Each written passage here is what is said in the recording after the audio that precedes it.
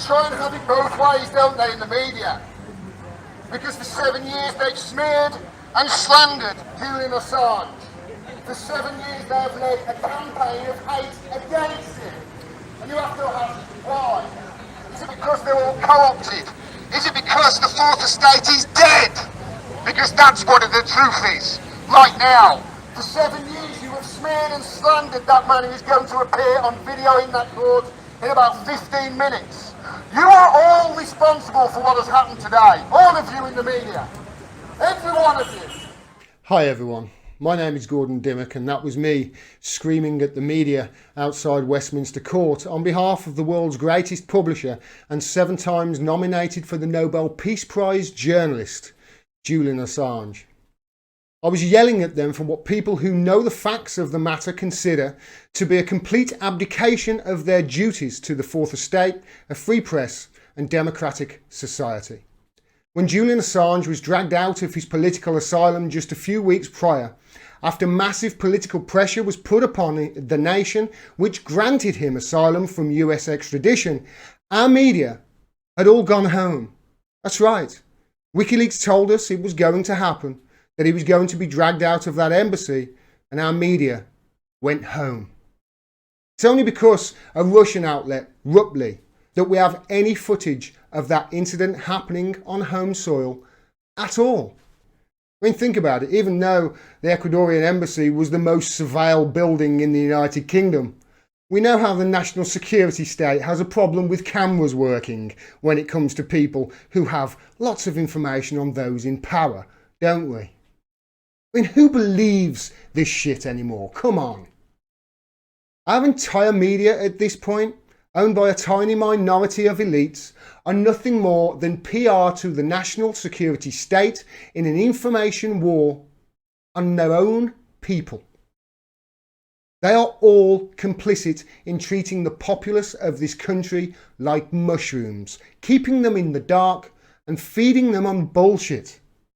Our media, who come in all shapes and sizes and from all ethnic backgrounds, none of them working class, they keep the public entertained with any story, it seems, but the real story as to why we are here in the mess we are in right now.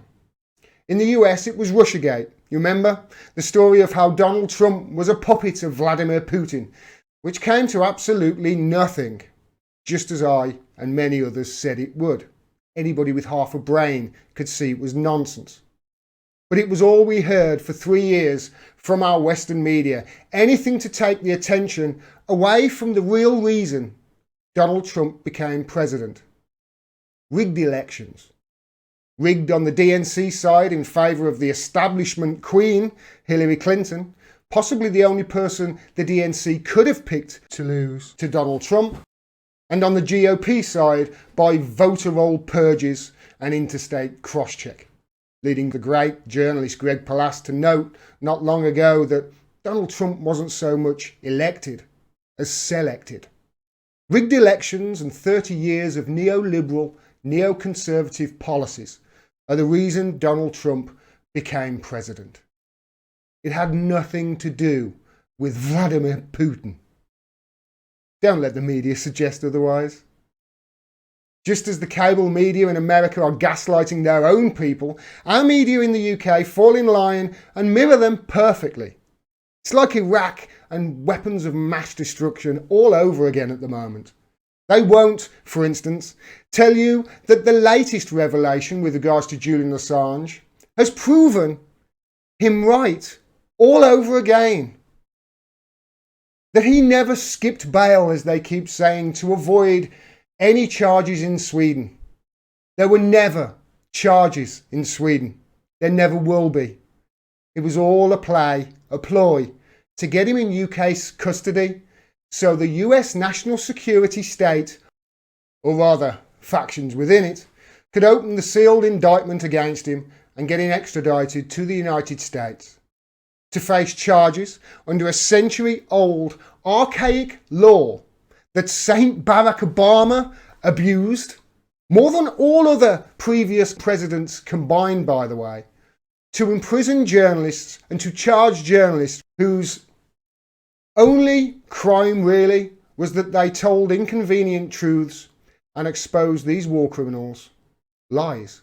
A century-old law which is being abused for many reasons, but one of them, I am sure, is that espionage charges like these are brought before a grand jury and convened in secret, giving the defendant no right of reply and no voice in its entire proceedings.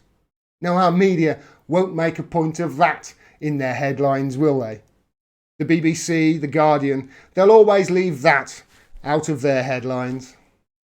How many headlines have they written over the last 9 years with Julian Assange and rape in the title, though, even though there have never been any charges?